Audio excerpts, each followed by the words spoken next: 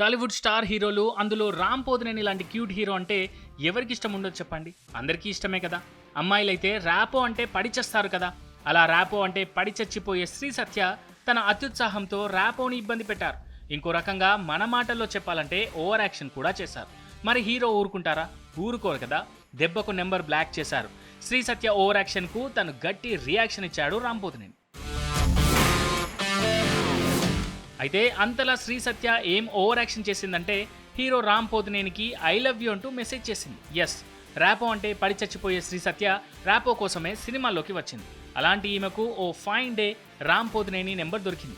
తన క్లోజ్ సర్కిల్లో ఒకరి దగ్గర నుంచి ఈ స్టార్ హీరో నెంబర్ తీసుకుంది.